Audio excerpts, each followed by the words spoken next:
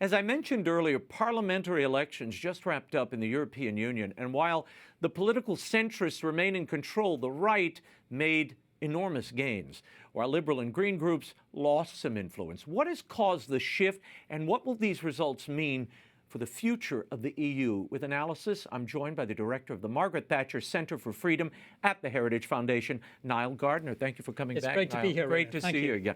I want to talk about these. You've called these elections a political earthquake in Europe.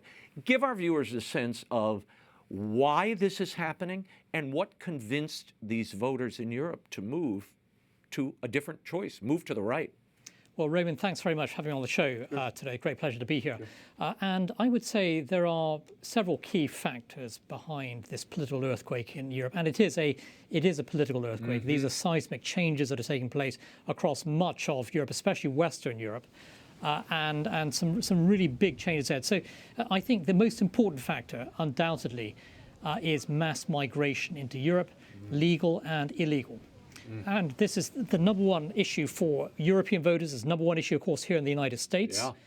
And I think that the Biden White House is going to be very nervous looking at these developments. Well, that's what I was going to ask you. Is this a harbinger of what we're going to see in the United States? I think it seems to be the same currents driving these elections. I think it is. And the issue of mass migration, especially large-scale Islamic migration into Europe, this is by far the most important issue facing European voters today.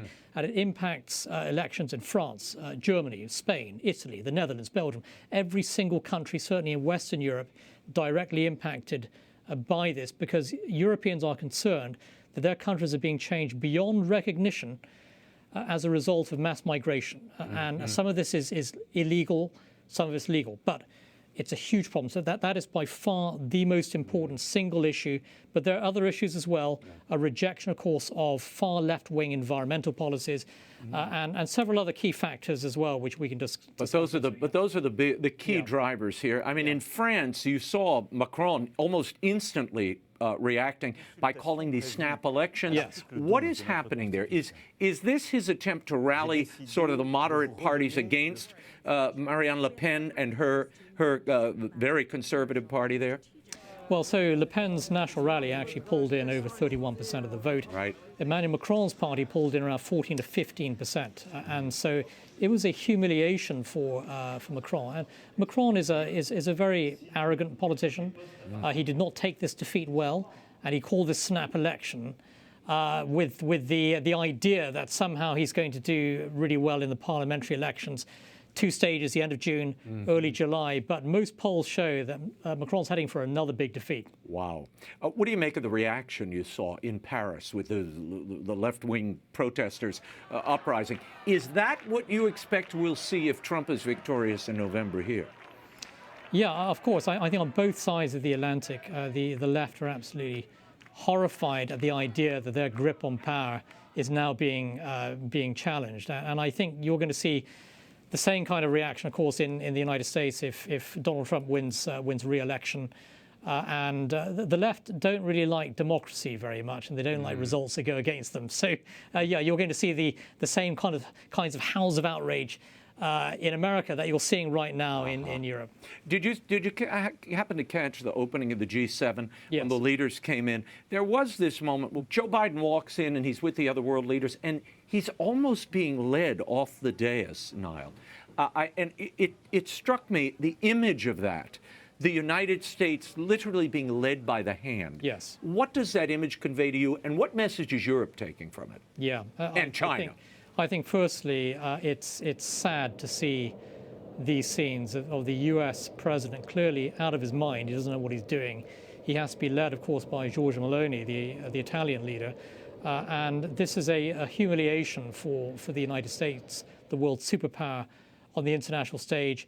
It is obvious for everyone in Europe to see that President Biden is not fit to be leading the United States for the next 4 years, let alone right now, actually. And so I do think America's enemies as well, from Russia to China to Iran, see Biden as weak, as clueless. And I'm in no doubt that many of our enemies on the world stage are rooting, of course, for another Biden term in office because they see him as such a weak figure.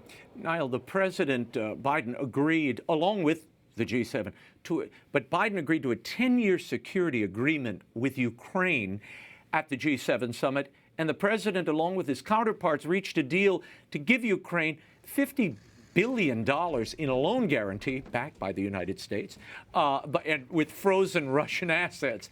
What on earth does this achieve? And when do these European and American leaders say, we need peace in the region now, and we're not throwing any more dollars at this?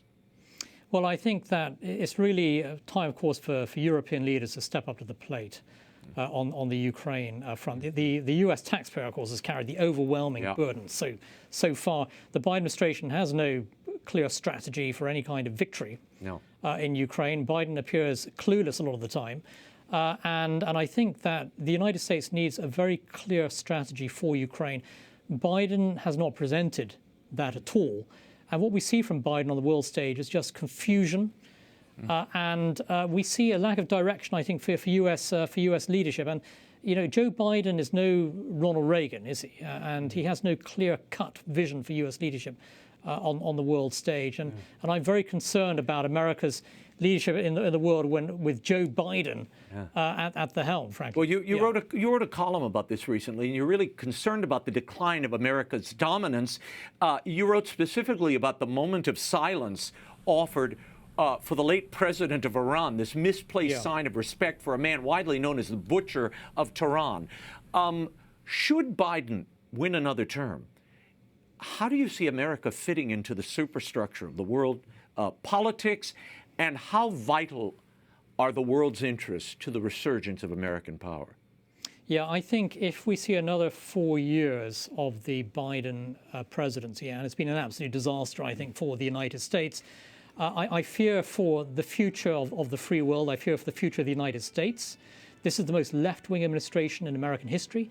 They literally bow down to the mullahs of Tehran, joining a minute's silence for the Butcher of Tehran, a monstrously evil figure, of course, passed away recently. This is the Biden administration. They bow down to the enemies of the free world. Can America and the free world survive 4 more years of Joe Biden and his absolutely appalling lack of leadership? And so I'm very concerned about the future of America. I'm concerned as well about American leadership in the world and the future of the free world with the kind of decline, the relentless decline that we're seeing right now under the Biden presidency. Well, as you know better than anybody, certainly at this table, having worked with Margaret Thatcher, it is usually the undercurrents happening around the world that are far more important than what we see on the surface, because suddenly, rapidly, the plates can shift because of those strong undercurrents. We saw that with the fall of Russia, of the evil empire during Thatcher and Reagan's time and John Paul II's reign. What are you seeing now as you watch the Middle East? I just read this story of Saudi Arabia taking the dollar away as the primary instrument of currency when trading petrol. The petrol dollar will no longer use the United States currency, but a mix of the yen, euro, and the United States currency. What does that tell you, and where are we headed? It's a sign of American decline, and it's decline driven by the Biden administration, who has frankly abandoned many of our closest allies in the Middle East, including Israel. I mean, the treatment of Israel by this administration has been shocking and appalling. A knife in the back for Israel from the Biden administration, and trying to get the Israelis to do a deal with Hamas. Hamas is a monstrously evil terrorist organization that should be completely wiped off the earth. And that's the only message that terrorists understand. And so the Biden administration confuses our allies, not only countries like Israel, but also Great Britain as well. He's treated the British with utter contempt. He has been dismissive of India and Japan. And so it's no surprise that some of our allies look for alternatives to American leadership. And that is really dangerous for America. It's dangerous for the future of the world. But what about the narrative? And look, I've heard it. I literally heard it on my way to the studio today. I was listening to a radio broadcast that I'll remain nameless. And they were talking about how, during the Trump administration, how the world regarded the United States. They were laughing at the United States. This one commentator was saying, we were not respected. Now we're respected again. Is that an accurate read on where we I are, think where that's we a were? laughable read. It's the typical analysis that you'll face from left-wing commentators. The reality is that many of America's allies doubt America's leadership today. Joe Biden looks like a Monty Python sketch on the world stage at the moment, actually. And Biden has become a sort of laughing stock. And that's very bad, of course, for America's image. Donald Trump, in contrast, was feared by America's enemies and respected by our allies. And that is the reality. He built a lot of very strong partnerships across the world, from London to Japan, to South Korea, to India. And right now, I think that many of our friends and partners really doubt the strength of America's leadership under Joe Biden. And I do think that Biden's presidency has been absolutely catastrophic. Well, I have to say, watching Giorgia Meloni, of all people, lead the G7, Yes. this is certainly a new day for Europe. Yes. A new day is coming, and maybe one in the United States. A very positive moment, I think. Yeah, we'll leave it there. Thank Niall, you very thank you much. for being here. And Nile Gardiner's commentary can be found at heritage.org. You can follow him at Nile Gardiner. Thank you.